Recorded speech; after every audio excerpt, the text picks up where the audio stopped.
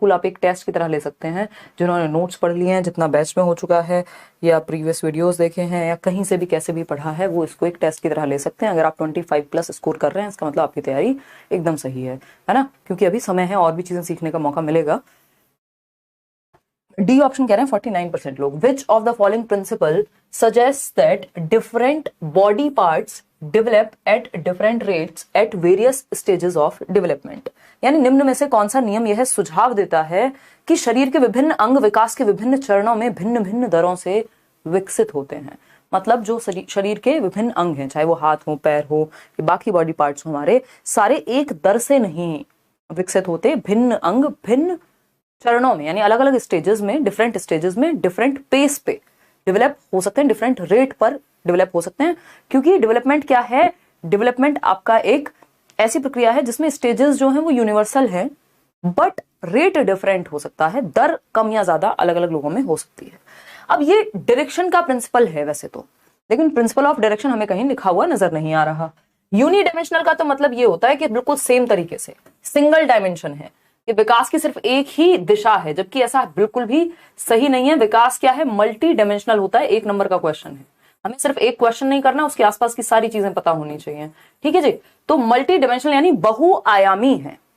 क्या है? बहुआयामी है विकास, ना कि यूनिडायमेंशनल। यूनि का मतलब होता है एक, सिंगल आयाम, सिंगल डायरेक्शन को यूनि कहते हैं, यूनिडायमेंशनल, जो कि सही नहीं होगा।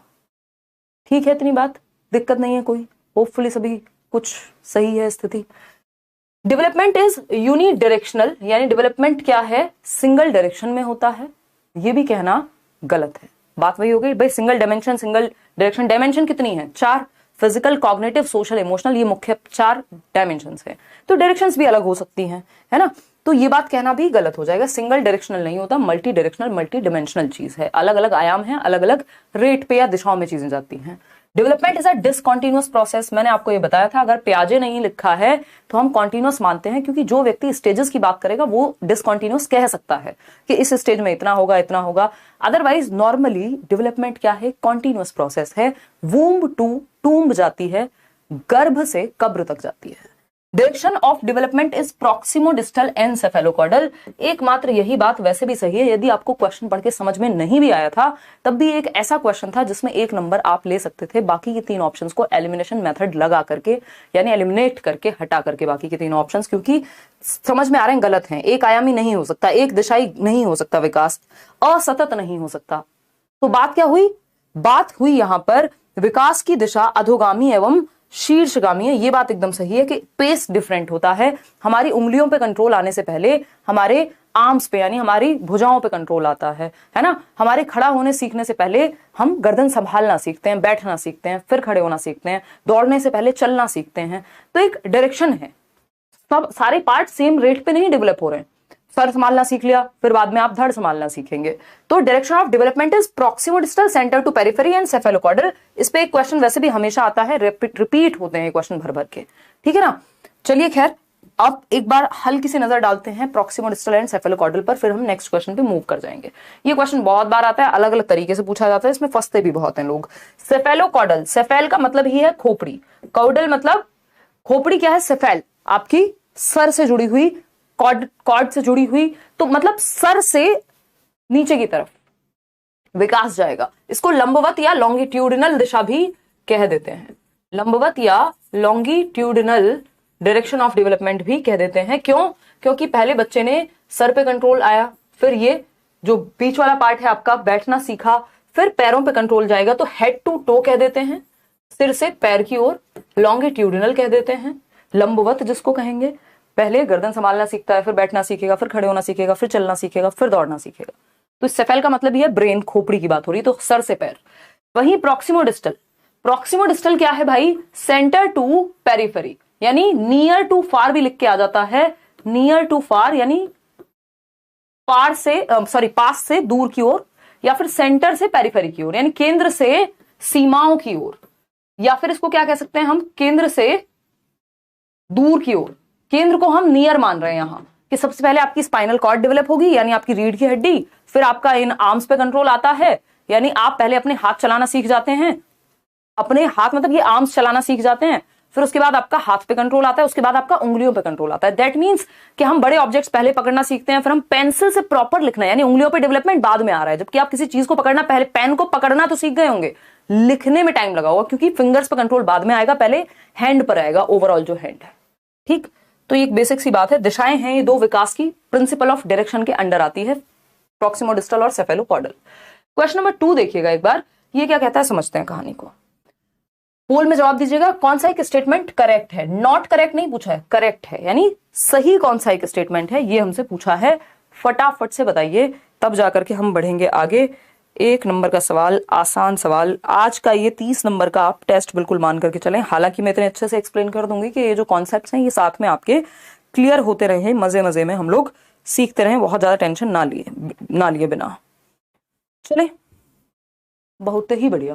94% लोग कह रहे हैं कि जी ए ऑप्शन सही है। बाकी के लोग क्या कह रहे हैं?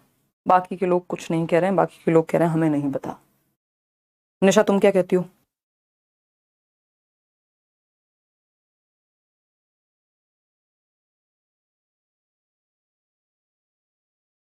चलें आगे बढ़ें, समझते हैं कहानी क्या है।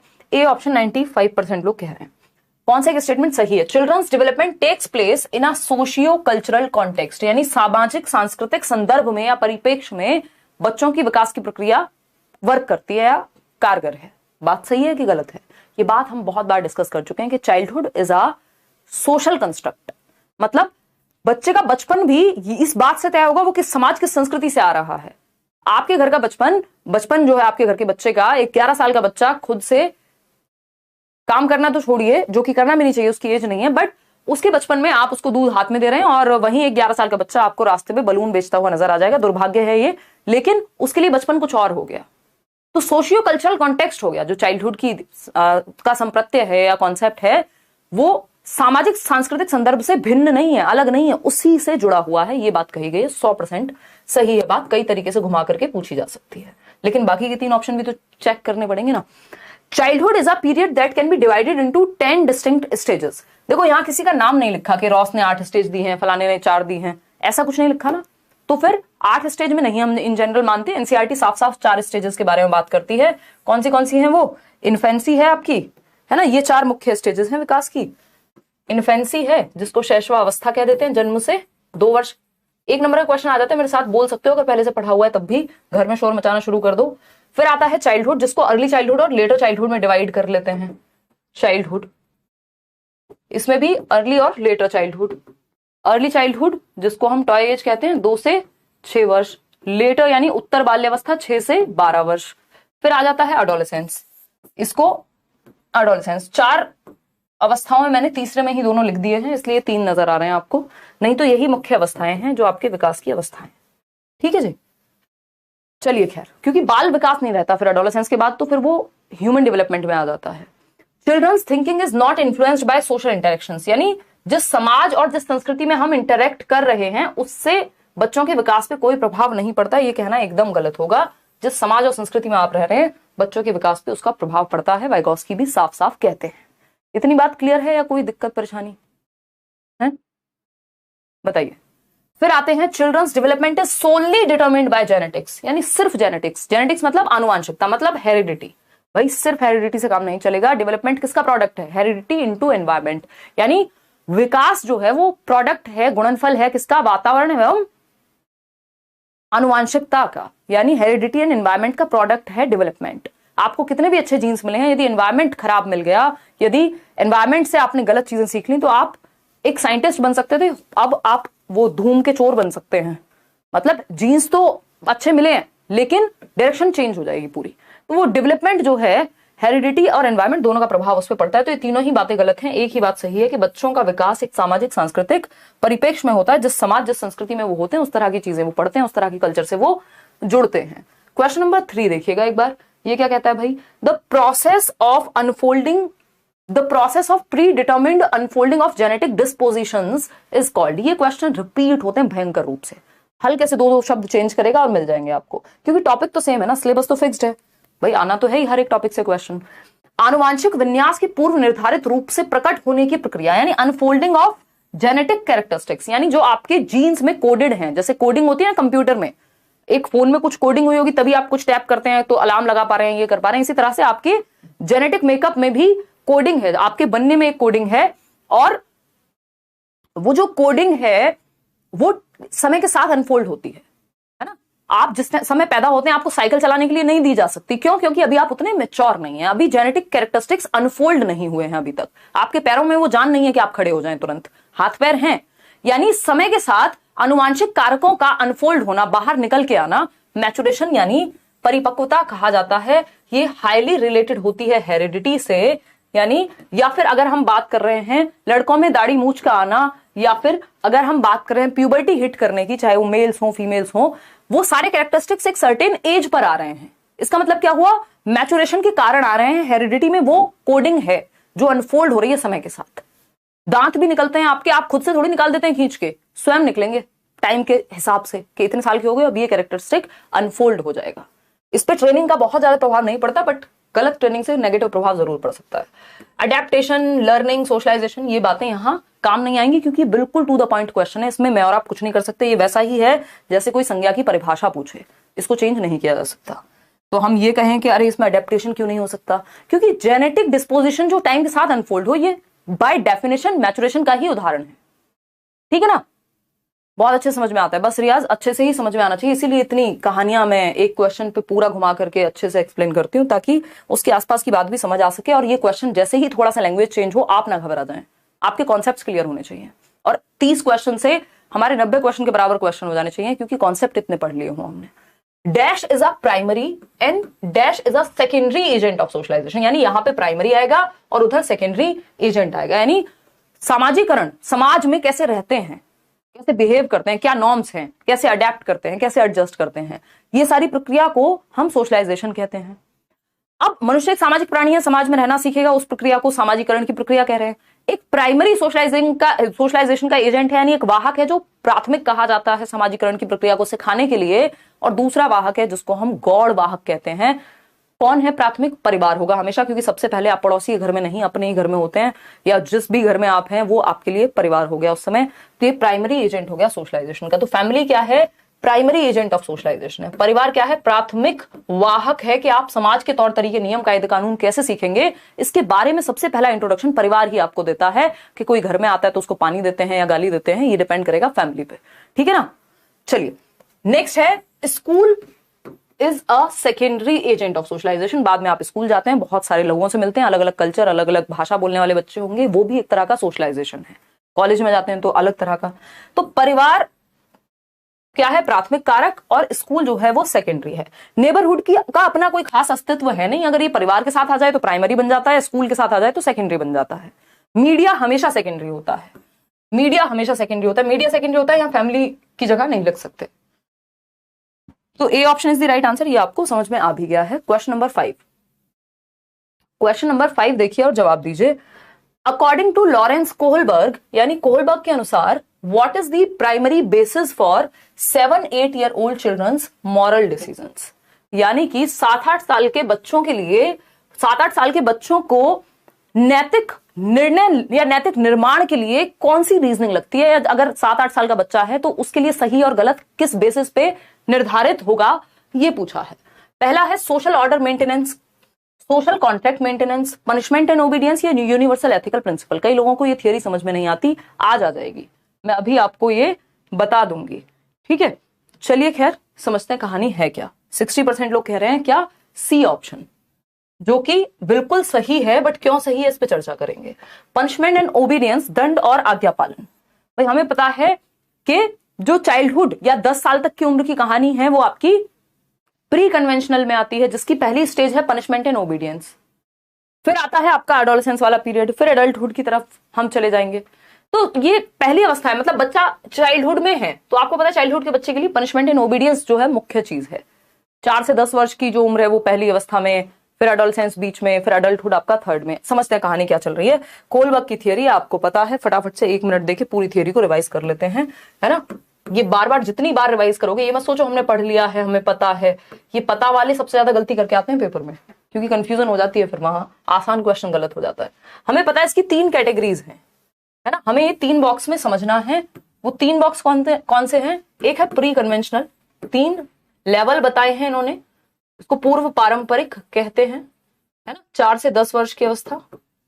और दूसरा है कन्वेंशनल यानी ट्रेडिशनल या फिर पारंपरिक अवस्था। इसको लेवल की बात हो रही, 3 लेवल है ना, 12 से 13 या 12 से 14, 10 से 13 भी कई लोग कह देंगे। बेसिकली एडोलेसेंस वाला पीरियड इसी में आ जाता है। और फिर आता है पोस्ट कन्वेंशनल, ये एडोलेसेंस से और अडल्टहुड तक की बात है, यानी उत्तर पारंपरिक। इस पे एज पे क्वेश्चन वैसे कम ही आता है। अब आपको ये पता है इसमें भी 2 स्टेजेस हैं पूर्व पारंपरिक में। इसमें एक्सटर्नली बच्चों की खुद की मॉरलिटी नहीं होती, एक्सटर्नल मॉरलिटी के प्रिंसिपल्स पे वो चलते हैं। जैसे पनिशमेंट एंड ओबीडियंस, यानी दंड से बचने के लिए क्या करेगा बच्चा, आज्ञा का पालन करेगा, ये पहली अवस्था है। दूसरी क्या है, mutual exchange tit for tat, जिसको हम कह देते हैं, है ना, सेल्फ इंटरेस्ट की अवस्था है कि बच्चा जैसे को तैसा, तूने मेरी पेंसिल तोड़ी, मैं तेरी नोटबुक या लंच खा जाऊंगा, कल मैंने लंच दिया था, आज मेरे को वापस दे। तो ये क्या है, tit for tat, mutual exchange second अवस्था है। फिर आता है third, good boy nice girl orientation, अच्छा लड़का अच्छी लड़की अभिविन्यास। मतलब माँ बाप तुम पे प्राउड महसूस करेंगे यदि तुम सच बोलोगे, वेरी गुड, शाबाश मेरे बच्चे, ये सब तारीफ जो है नाइस बॉय और गुड गर्ल में है। फिर आता है लॉ एंड ऑर्डर ओरिएंटेशन, इसको सोशल कॉन्ट्रैक्ट ओरिएंटेशन भी कह देते हैं कई लोग। इसमें होता है रूल्स आर रूल्स, जो समाज ने नियम बना दिए वो फाइनल है, उनमें परिवर्तन नहीं हो सकता। फिर आपका आता है सोशल ऑर्डर मेंटेनिंग, नहीं है, इसका नाम है सोशल ऑर्डर मेंटेनिंग, इसको कहते हैं। और इसको कहते हैं social contract orientation and individual rights. पूरा नाम जो है सोशल कॉन्ट्रैक्ट ओरिएंटेशन या इंडिविजुअल राइट्स। अभी मैं सोशल कॉन्ट्रैक्ट नहीं लिख रही हूं ताकि आपको इंडिविजुअल राइट्स वाली बात याद रहे, क्योंकि यहाँ पे महत्वपूर्ण यही है कि समाज में नियम है लेकिन इंडिविजुअल के भी राइट्स हैं, जरूरत पड़ी तो नियमों को बदला जा सकता है, ये एक बात है। लास्ट है यूनिवर्सल एथिकल प्रिंसिपल, यानी पूरी दुनिया से लड़ जाएंगे आप यदि आपके जो एथिक्स हैं, आपके जो प्रिंसिपल्स हैं, इसमें महात्मा गांधी, भगत सिंह, बड़ी मतलब बहुत ज्यादा बड़े वर्ग के लिए या ह्यूमैनिटी के लिए आप सबसे लड़ने को तैयार हो जाएंगे। इंडिविजुअल राइट्स में क्या है कि नियमों को बदला जा सकता है। भाई रेड लाइट पे अगर किसी की तबीयत खराब है तो वो जंप की जाती है एक्सेप्शन में, या एम्बुलेंस है तो उसका जाना गलत नहीं है। ये क्या हुआ, individual rights and social contract की बात हो गई कि यदि जरूरत पड़े तो वो नियमों में बदलाव संभव है। लेकिन एक बड़े मुद्दे के लिए जब आप लड़ रहे हैं अकेले, तो जैसे आजादी, तो यूनिवर्सल एथिकल प्रिंसिपल्स हो गया। फिर यहाँ पे आपके खुद के एथिक्स होते हैं जो वर्क करते हैं। तो ये 3 लेवल्स थे। आगे बढ़ेंगे नेक्स्ट क्वेश्चन पे। नेक्स्ट क्वेश्चन क्या है, नेक्स्ट क्वेश्चन है क्वेश्चन नंबर 6। देखिएगा, ये कहता है seriation in Jean Piaget's theory refers to, यानी जो सीरिएशन है पियाजे की थियरी में, यानी पियाजे के सिद्धांत में क्रमबद्धता जो है वो किस संदर्भ में प्रयोग हुआ है। सीरिएशन वर्ड आपको पता है किस स्टेज में आता है, बताओ सीरिएशन किस में आता है, कोई बताना चाहेगा लिख करके, फटाफट से बताइए सीरिएशन कहां आता है, जल्दी बताइए। लाइक शेयर करिए मत करिए बट आंसर जरूर करिए, बताइए।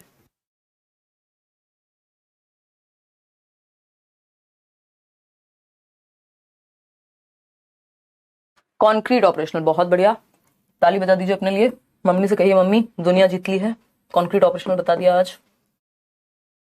7 से 11 वर्ष। मूर्त संक्रियात्मक अवस्था, सीसीएस बताया था आपको, चौधरी चरण सिंह यूनिवर्सिटी नहीं। निमोनिक बताया था, कौन सा, कंजर्वेशन, क्लासिफिकेशन और सीरिएशन, ये तीनों गुण कॉन्क्रीट ऑपरेशनल में आ जाते हैं। हालांकि जो सबसे बेसिक बात है कि सबसे पहले जो वो शुरू कर देता है किसी एक कैरेक्टरिस्टिक के बेसिस पे सीरीज में लगाना, वो प्री ऑपरेशनल में शुरू हो जाता है। लेकिन वो वहां से आपसे इस तरह से क्वेश्चन कभी पूछेगा नहीं, क्योंकि दुश्मनी नहीं है आपकी। अदरवाइज फिर भी आप एक्स्ट्रा में मैंने बता दिया है, ध्यान रख सकते हैं कि एक सिंगल, मतलब मान लो सिर्फ हाइट के बेस पे ही लगाना है, तो वो इसकी शुरुआत, ये वाले सीरिएशन की शुरुआत प्री ऑपरेशनल में ही हो जाती है। लेकिन प्रॉपर सीरिएशन अचीव आपका सीसीएस जो है ये कॉन्क्रीट ऑपरेशनल में ही होता है। तो seriation in Jean's Piaget's theory refers to the ability to order objects based on one dimension, for example length, यानी लेंथ के आधार पर, लंबाई के आधार पर एक डायमेंशन को ध्यान में रखते हुए आप सीरीज में लगा पा रहे हैं। यानी ये हाइट में छोटा है, इससे बड़ा हाइट में ये मार्कर है, फिर सबसे बड़ा ये पेन है। तो ये क्या हुआ, सीरीज में लगाना सीख लिया आपने। या फिर कलर के आधार पे आपने बांटना सीख लिया, आधार पे, मतलब सीरीज में यही होता है, बढ़ते क्रम में, और वो क्लासिफिकेशन में चला जाएगा जो कलर के आधार वाली बात मैं कर रही हूं। यहां लेंथ वाइज रहेंगी चीजें, असेंडिंग डिसेंडिंग ऑर्डर में लगाना, ठीक है। तो ये बात तो एकदम सही है। द एबिलिटी, और वो भी मैंने आपको क्लासिफिकेशन का ही एग्जांपल दिया था कि प्रॉपर जो कई डायमेंशंस के आधार पे क्लासिफाई करना वो कॉन्क्रीट में आता है। शुरुआत जो है उस क्लासिफिकेशन की वो हो जाती है प्री ऑपरेशनल में ही, सीरिएशन यहीं पे आएगा। तो ये ध्यान रखने वाली बात है कि अगर एक नंबर में पूछ रहा है तो आंसर इसका यही है, लेकिन शुरुआत पहले हो जाती है। तो इनकेस कभी आपको लगे कि कॉन्क्रीट ऑपरेशनल ऑप्शन में ही नहीं है, तब आप जा सकते हैं वहां। The ability to take the perspective of others, दूसरों के परिप्रेक्ष्य को समझना, इसको कहते हैं कि अब बच्चे के अंदर ईगोसेंट्रिज्म जा रहा है, डिसेंट्रेशन आ गया है। Narrative form of thinking as used in story telling, ऐसा भी नहीं है कि वो खुद से बात कर रहा है, self talk. The ability to spatially map places like one's school, यहां पे इसकी भी कोई बात नहीं, ये स्पेशल इंटेलिजेंस में चला जाएगा। तो A option is the right answer. आगे बढ़ेंगे, क्योंकि हमसे सीरिएशन पूछा था, ये क्लासिफिकेशन का एक उदाहरण है और सीरिएशन का भी है ना, दोनों का उदाहरण मैंने एक साथ दे दिया है। सीरिएशन कैसे है, ये सबसे छोटा, फिर इससे बड़ा, फिर सबसे बड़ा, मतलब ये असेंडिंग ऑर्डर हो गया। अपवर्ती और अनुवर्ती क्रम होता था ना हिंदी में, तो असेंडिंग ऑर्डर में लगा दिया इसको। यहां पे हम देख रहे हैं इस साइड से अगर देखोगे तो यही डिसेंडिंग ऑर्डर में हमें नजर आ रहा है। सबसे बड़ा जो आपका स्क्वायर शेप है, फिर उससे छोटा, फिर सबसे छोटा। तो ये असेंडिंग डिसेंडिंग ऑर्डर में सीरीज में लगा दिया आपने, क्रम में लगा दिया, बेसिकली क्रमबद्धता कहेंगे इसको, सीरिएशन हो गया। सेम कलर है तो एक तरह का क्लासिफिकेशन हो गया, ये वाले कलर को एक साथ, ये वाले कलर को एक साथ, ये वाले कलर को एक साथ। तो दोनों का एग्जांपल आपको मैंने यहां दे दिया, सीरिएशन और क्लासिफिकेशन दोनों ही वर्गीकरण भी है यहाँ रंग के आधार पे, और बढ़ते और घटते क्रम में है तो सीरिएशन कहेंगे। क्वेश्चन नंबर 7 देखिए, दोनों आते कहां हैं, कॉन्क्रीट ऑपरेशनल में 7 से 11 वर्ष की अवस्था में। क्वेश्चन नंबर 7 देखिए, नसीमा अ 5 ईयर ओल्ड, यानी 5 साल की बच्ची, एज पे ध्यान दीजिएगा, है ना। नसीमा एक 5 साल की बच्ची है, is certain that rolling out a ball of clay into a snake creates more clay. Clay मिट्टी समझते हो, वो जो चिकनी मिट्टी होती है, क्ले आजकल खेलने के लिए भी आती है बच्चों की, जो फाइन मोटर स्किल्स हैं, सूक्ष्म गतिक कौशल अगर आपको अच्छा करना है तो बच्चों को क्ले मिट्टी का इस्तेमाल करने को कहा जाता है कि वो अलग अलग शेप बनाए, तो उससे उनका फिंगर्स पे कंट्रोल आता है, उनकी सूक्ष्म गतिक कौशल फाइन मोटर स्किल्स अच्छी होती हैं। ग्रॉस मोटर के लिए तो आप दौड़ना भागना सीख लेते हैं, पहले ग्रॉस मोटर आती है, फिर बाद में फाइन मोटर आती है, ठीक है ना। गुड इवनिंग सनी, ठीक है। तो ये जो बात है कि क्ले मिट्टी, मान लो एक क्ले की बॉल है या आटा ही है फॉर दैट मैटर, आटे से आप वो बनाते हैं ना गोल गोल, फिर उससे अगर आप बड़ी रोटी बना दे रहे हैं तो बच्चे को लगेगा कि अब ये जो वो आटा था उसकी क्वांटिटी ज्यादा हो गई। या क्ले से, या इसको ऐसे भी देख सकते हैं कि जो एक पेपर था, मान लीजिए जब मैंने इसको एक क्ले की तरह, ये क्ले है, और इस क्ले से जब मैं कोई लाइन बना दे रही हूं बड़ी सी, या जितनी भी बड़ी बनेगी, तो बच्चे को लगेगा इस क्ले की क्वांटिटी बढ़ गई, पहले ये छोटी थी, अब क्योंकि इसको ऐसे रोल कर दिया गया है, ऐसे रोल कर दिया गया है, तो ये क्या बन गया, क्वांटिटी ज्यादा बन गई, वो जो क्ले थी वो बढ़ गई। जबकि ऐसा नहीं है, क्ले उतनी ही है जितनी बिना स्नेक बनाई थी। तो अकॉर्डिंग टू जीन पियाजे, what is the reasoning behind her thinking, भाई क्या तर्क लगाएगा बच्चा इसमें। और ये कहां होती है, ये बात प्री ऑपरेशनल स्टेज में होती है। प्री ऑपरेशनल स्टेज किसको कहते हैं, पूर्व संक्रियात्मक अवस्था, लॉजिक से पहले की अवस्था, 2 से 7 वर्ष, प्री ऑपरेशनल। बात ठीक है नहीं है, बिल्कुल ठीक है जी। ट्रांजिटिव इन्फेरेंस ये बिल्कुल नहीं है, ट्रांजिटिव इन्फेरेंस वो है ए बड़ा है बी से, बी बड़ा है सी से, तो सबसे बड़ा हो गया A is greater than B and C both, या ए इज टॉलेस्ट, ये ट्रांजिटिव इन्फेरेंस है कि आपने अनुमान लगाया है ये वाली रीजनिंग लगा करके। हाइपोथेटिकल डिडक्टिव रीजनिंग में तो एब्स्ट्रैक्ट थॉट लगेगा, साइंटिफिक थिंकिंग लगेगी, इसकी तो बात ही नहीं हो रही है ना। तो हम ये कहेंगे कि बच्चा जो है उसकी जो रीजनिंग है वो सेंटर्ड है, सेंट्रेशन है बच्चे में, अभी क्या है, सेंट्रेशन है बच्चे में। पढ़ते हैं फिर से। 5 वर्षीय नसीमा को यह लगता है कि चिकनी मिट्टी के गोले को यदि दबाकर एक सांप के रूप में परिवर्तित करें तो चिकनी मिट्टी बढ़ जाती है। जीन पियाजे के अनुसार उसकी इस सोच के पीछे कौन सा तर्क है, बताइए। जीववाद नहीं है इसका उत्तर। बच्ची ने स्नेक को रियल नहीं समझ लिया है, सजीव नहीं समझ रही है वो। यहां पे सेंट्रेशन है, सेंट्रेशन इसका उत्तर है। क्यों? क्योंकि बच्चे का जो ध्यान है वो केंद्रीयता के कारण, उसकी सोच में केंद्रीयता है, उसके तर्क में केंद्रीयता है, यानी उसका फोकस सिर्फ एक एस्पेक्ट पे है, लेंथ पे, कि सांप की लेंथ ज्यादा होती है तो मिट्टी बढ़ गई, जबकि डिसेंटर करके देखेगी तो वही तो क्वांटिटी है सेम। तो सेंट्रेशन की वजह से ही ईगो सेंट्रिक रहता है बच्चा, या रिवर्सिबिलिटी, वो कंजर्वेशन नहीं आ पाता, जो माउंटेन वाला एक्सपेरिमेंट था पियाजे का। तो उसको लग रहा है शेप और साइज के बदलने से क्वांटिटी में भी परिवर्तन आ गया। तो लैक ऑफ कंजर्वेशन भी सेंट्रेशन यानी केंद्रीयकरण की वजह से ही होता है, क्योंकि बच्चे का पूरा ध्यान उसकी हाइट पे किसी चीज की सेंटर्ड है, लेंथ पे उस सांप की सेंटर्ड है, ये नहीं देख रहा कि क्वांटिटी तो सेम ही है भाई, यहां पे भी वही क्वांटिटी यूज हुई है। आगे बढ़ेंगे, क्वेश्चन नंबर 8 देखिएगा, फटाफट से समझते हैं। क्वेश्चन नंबर 8 कहता है लेव Vygotsky offered a theory of cognitive development along the principle of, यानी वाइगोस्की ने किस सिद्धांत को ध्यान में रख करके अपने संज्ञानात्मक विकास का सिद्धांत दिया। ये प्रिंसिपल ऑफ, ये आपके पेपर में ही गलती होगी, ये प्रिंसिपल प्रधानाचार्य वाला नहीं, ये सिद्धांत वाला प्रिंसिपल होगा, PLE वाला, ना कि AL वाला। ठीक है जी। ए कह रहे हैं 94% लोग, बहुत ही बढ़िया, सही जवाब। हाँ जी मैडम, सही कह रहे हैं, आप कह रहे हैं तो सही ही कह रहे होंगे। नहीं, बताइए बताइए, नहीं कह रहे होंगे क्या सही? चलिए देखते हैं कहानी है क्या। अगर हम बात करें तो ये है कि जो प्रिंसिपल है यहाँ पर, जो वाइगोस्की की थियरी है, उनका संज्ञानात्मक विकास का सिद्धांत है, उस थियरी का नाम ही है सोशियो कल्चरल अप्रोच। आपको मैंने बैच में भी बताया था थियरी पढ़ाते हुए, यूट्यूब पे भी कभी ना कभी तो बताया होगा। सोसाइटी, कल्चर, लैंग्वेज, जिसमें ये 3 चीजें महत्वपूर्ण हैं। BPL कार्ड की तरह वाइगोस्की चलाते हैं SCL कार्ड, समाज, संस्कृति, लैंग्वेज, ये 3 चीजें महत्वपूर्ण हैं उनकी थियरी में। तो इनका जो सिद्धांत है कि बच्चे का संज्ञान, उसकी समझ जो बनती है वो सोशल कंस्ट्रक्टिविज्म के अंदर आता है। यानी वाइगोस्की क्या है? सोशियो कंस्ट्रक्टिविस्ट हैं, सामाजिक रचनावादी हैं, जो ये मानते हैं कि बच्चा समाज और संस्कृति के साथ अंतःक्रिया करके, इंटरेक्शन करके अपने दिमाग की समझ को बनाता है। जबकि पियाजे क्या है? रेडिकल कंस्ट्रक्टिविस्ट हैं, उग्र रचनावादी हैं। उग्र कौन होते हैं? जो होल सोल बच्चे की एक्टिविटी पे फोकस कर रहे हैं, वो समाज के साथ इंटरेक्शन पे उतना फोकस नहीं कर रहे। कौन? पियाजे। जबकि वाइगोस्की सामाजिक रचनावादी है, क्योंकि समाज के साथ इंटरेक्ट करके बच्चा स्कूल जाएगा, 4 बच्चों से मिलेगा, अपनी समझ बनाएगा, या आसपास की चीजों में होगा। बाकी तीनों तो बच्चे को उस तरह से एक्टिव रखते ही नहीं है, चाहे वो बिहेवियरिज्म हो। साइको एनालिसिस का पर्पस ही डिफरेंट है, बच्चे को कोई फ्रस्ट्रेशन है, जो भी साइकोलॉजिकल प्रॉब्लम्स हैं वो सब उससे जुड़ जाती है। यूनिवर्सलिज्म एज सच हम पढ़ते ही नहीं है। क्वेश्चन नंबर 9 देखिएगा, क्या है क्वेश्चन नंबर 9 और जवाब दीजिएगा। मिडिल चाइल्डहुड की एज अर्ली चाइल्डहुड और लेटर चाइल्डहुड दोनों के बीच से निकलती है। आप कुछ हद तक ये कह सकते हो कि लेटर चाइल्डहुड वाली एज मिडिल चाइल्डहुड में मिल जाती है। फॉर एग्जाम्पल, भाई अर्ली चाइल्डहुड होता है 2 से 6 वर्ष, लेटर चाइल्डहुड होता है 6 से 12 वर्ष, दोनों के बीच से निकाल लो 5 से 7 वर्ष, 5 से 8 वर्ष, ये आ जाती है मिडिल चाइल्डहुड निकल के। अलग से मिडिल चाइल्डहुड एनसीईआरटी वगैरह नहीं देते, बट वहीं से निकाल लेनी है। और रेयर ही कभी क्वेश्चन आता है सीटेट में, तो कभी रेयर ही आएगा। दोनों के बीच की अवस्था आ जाती है मिडिल चाइल्डहुड। अलग से कोई अलग से स्टेज ऐसी नहीं है। स्पेशली कई राइटर्स देते हैं, वो मैं बैचेस में कराती भी हूँ, बट सीटेट के लेवल पे आपको अलग से उसको पढ़ने की जरूरत नहीं है। Which of the following is the term used by Lev Vygotsky to describe child's act of speaking to herself? यानी बच्चे का खुद से बोलने की क्रिया को क्या कहेंगे? मैं खुद से बात कर रही हूँ यार हिमांशी, आज तो ठीक से काम नहीं किया, कल क्लास की छुट्टी हो गई थी, ये हो गया था, अच्छा ऐसे कर लेंगे यार, इस सैटरडे यहां जाना है, कल सुबह वहां जाना है, क्यों बताऊं कहां जाना है। ये क्या है? खुद से बोल रही हूं मैं, इसको प्राइवेट टॉक कहते हैं। मतलब मैं अपने एक्शंस को गाइड करने की कोशिश कर रही हूँ कि कल हम ये सब्जेक्ट कर लेंगे, परसों ये कर लेंगे, खुद से बातें। अब ये जो खुद से बातें हैं, इसको प्राइवेट टॉक कहते हैं। कौन? वाइगोस्की। ठीक है, क्लियर है? ईद का चांद हो गई है, नेहा पूछ रही हैं आपके बारे में कमेंट में। देखिए, लेव वाइगोस्की ने बच्चे के स्वयं से संवाद को, यानी खुद से बात करने को, सेल्फ टॉक को क्या कहा है? Private speech. प्राइवेट स्पीच, निजी संवाद, निज वाक कहेंगे इसको।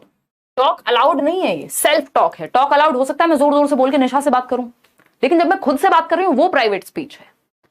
ठीक है ना? बात क्लियर है या नहीं है? हाँ, ये कोई स्कैप फोल्डिंग भी कह रहा है, अभिलाषा सही कह रहे हो। स्कैप फोल्डिंग वाले कौन हैं? कहां से आते हैं ये लोग? हैं? स्कैप फोल्डिंग होता है टेम्परेरी हेल्प। अभी कल परसों हम बैच में पढ़ भी रहे थे ना, ये कल तो क्लास नहीं हुई खैर, और आज भी नहीं हुई है, फ्राइडे नहीं मंडे पढ़ रहे थे। टेम्परेरी हेल्प होती है स्कैप फोल्डिंग। स्कैप फोल्डिंग खुद से बात करना नहीं होता है। स्कैप फोल्डिंग खुद से बात करके आप खुद को दे रहे होंगे, वो एक डिफरेंट कहानी हो गई। ठीक है ना?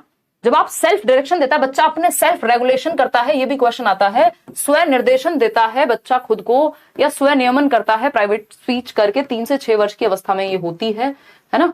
कौन कहते हैं? वाइगोस्की। ईगोसेंट्रिज्म या ईगोसेंट्रिक टॉक इसी को कह देंगे, लेकिन पियाजे की भाषा में। चलिए खैर आगे बढ़ते हैं, समझते हैं कहानी है क्या। टॉक अलाउड तो जोर से बोल के बात करना किसी से भी हो सकता है, खुद से ही थोड़ी होगा। क्वेश्चन नंबर 10 देखिए और पोल में जवाब दीजिए। विच of the following कैरेक्टराइजेस a progressive classroom? यानी कि एक प्रगतिशील कक्षा की निम्न में से कौन सी विशेषता है?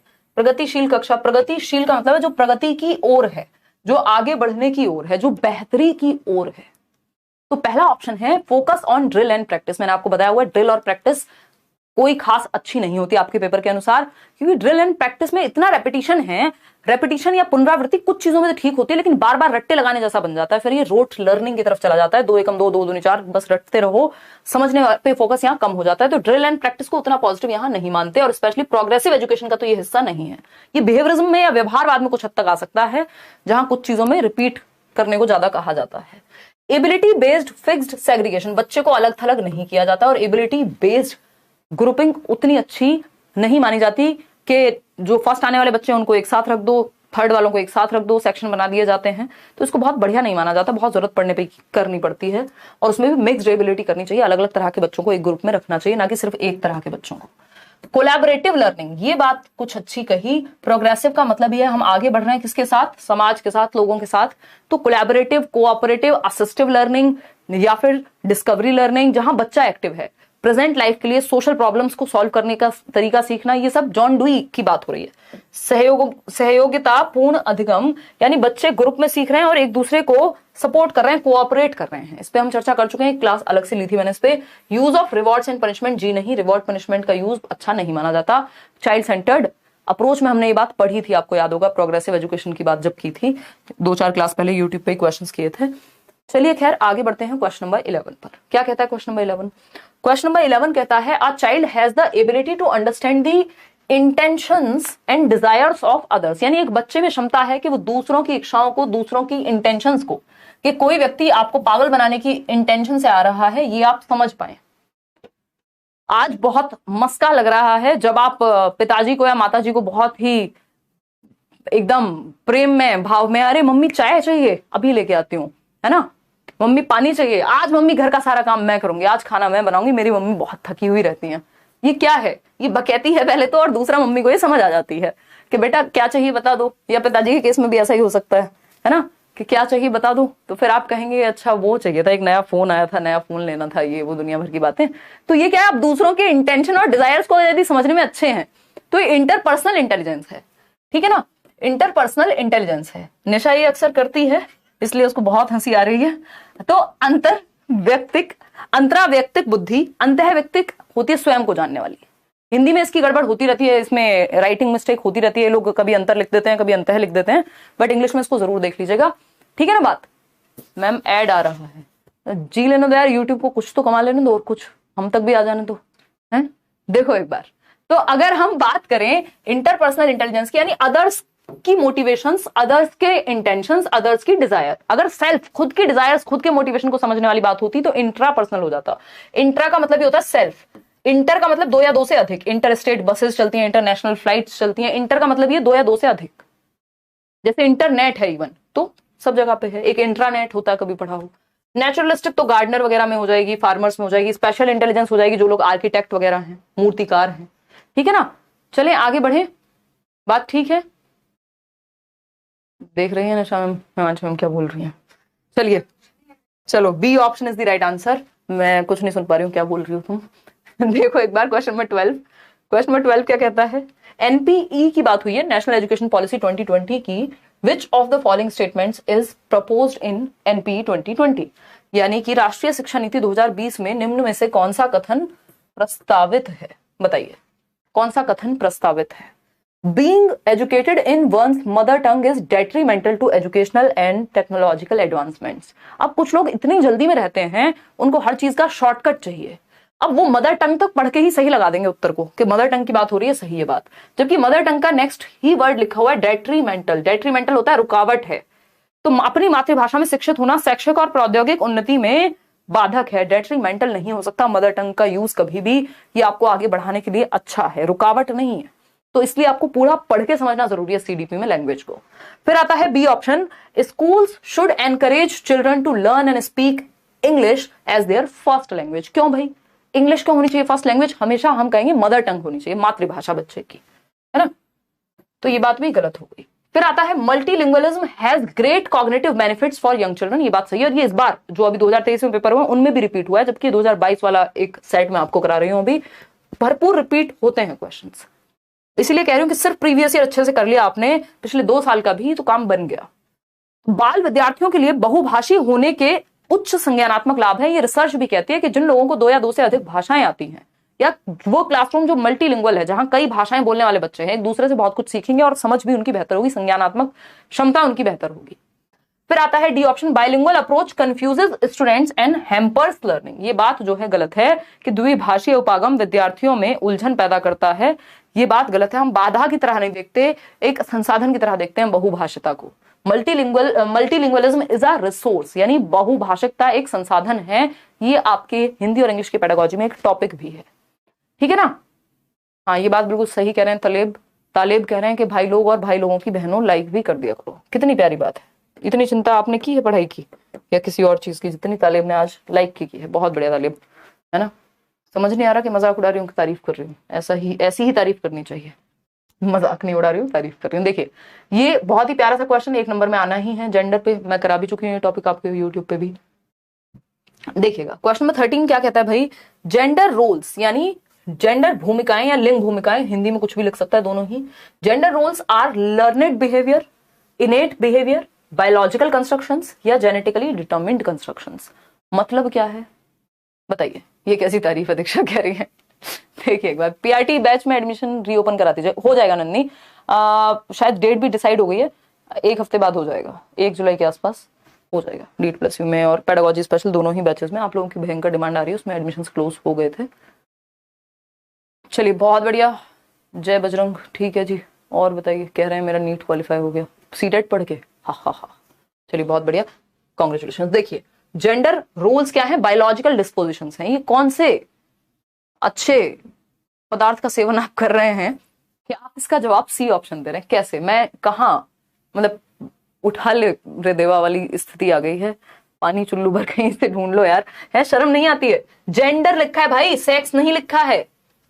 सेक्स लिखा होता तब तो बायोलॉजिकल कंस्ट्रक्शन कहते कि महिला और पुरुष अलग तरीके से बने हैं, उनमें महिलाएं बच्चों को जन्म देती हैं, पुरुष में कुछ और होगा। मतलब ये जैविक विशेषताओं की बात हो रही है। सेक्स तो लिखा हो तब तो बायोलॉजिकल कंस्ट्रक्ट लिखोगे, है? जेंडर को कैसे बायोलॉजिकल कंस्ट्रक्ट कह दोगे भाई, ये तो गड़बड़ हो गई। Gender as a social construct, कभी सिलेबस उठा के पढ़ना सीटेट का, ये टॉपिक भी है आपका। लिंग एक सामाजिक रचना के रूप में समाज ने बनाया है जेंडर रोल्स को, है ना। तभी हम देख रहे हैं इतना जेंडर बायसनेस और जेंडर स्टीरियोटाइप है, क्योंकि आधे लोग तो अभी भी यही कह रहे हैं कि बायोलॉजिकल कंस्ट्रक्ट है जेंडर, जो कि समाज ने बनाया है। झाड़ू महिलाएं अच्छी लगाएंगी, ये किसने लिखा है, समाज ने बनाया है। तो लर्नेड बिहेवियर है जेंडर, कोई बायोलॉजिकल बिहेवियर नहीं है या बायोलॉजिकल कॉन्सेप्ट नहीं है जेंडर रोल्स। जो सेक्स है वो बायोलॉजिकल है, जेंडर समाज ने बनाया है। किसने पढ़ा दिया आपको? देखो लर्नेड बिहेवियर है, तो A option should be the right answer, ना कि सी, है ना। नींद में जवाब नहीं देना, जल्दीबाजी में पढ़ के जवाब देना है, ठीक है नवीन। चलिए, जेनेटिकली डिटरमिन्ड, अगेन सेक्स हो गया वो तो, ठीक है ना। बायोलॉजिकल कंस्ट्रक्शन भी सेक्स हो गया।